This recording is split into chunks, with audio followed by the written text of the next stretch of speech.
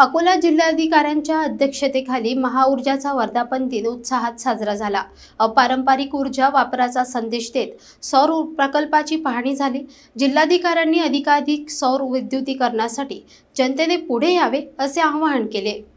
महाराष्ट्र ऊर्जा विकास अभिकरण अर्थात महाऊर्जाचा वर्धापन दिन काल अकोला जिल्हाधिकारी कार्यालयात उत्साहात साजरा करण्यात आला। कार्यक्रमाच्या अध्यक्षस्थानी जिल्हाधिकारी श्री अजित कुंभार होते।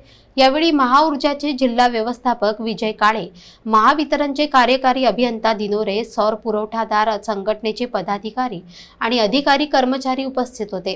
राज्यात सौर, पवन आणि बायो ऊर्जेसारख्या अपारंपरिक ऊर्जा स्रोतांचा वापर वाढावा यासाठी महाऊर्जा ही मूलाधारित शासकीय संस्था कार्यरत आहे। प्रधानमंत्री सूर्यघर आणि प्रधानमंत्री कुसुम योजनांसह अनेक सौर प्रकल्प अकोला जिल्ह्यातही राबवले जात आहेत।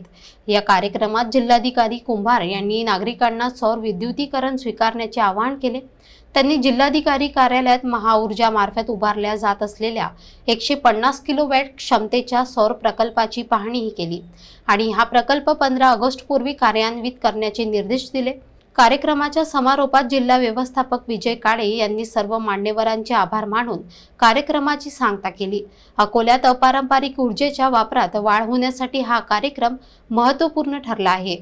अकोला जिल्ह्यामध्ये देखील खूप मोठ्या प्रमाणात शासकीय कार्यालय असतील किंवा खाजगी आस्थापना असतील, वैयक्तिक कुटुंबिक योजना असतील, यांच्या अंमलबजावणीची जबाबदारी देखील महाऊर्जावरती आहे। मी अकोला जिल्ह्यातील नागरिकांना देखील आवाहन करतो की त्यांनी अधिकाधिक अपारंपरिक ऊर्जा स्रोतांकडे वळावं आणि शासकीय योजनांचा लाभ घेऊन सौर विद्युतीकरणाचा मार्ग अवलंबावा।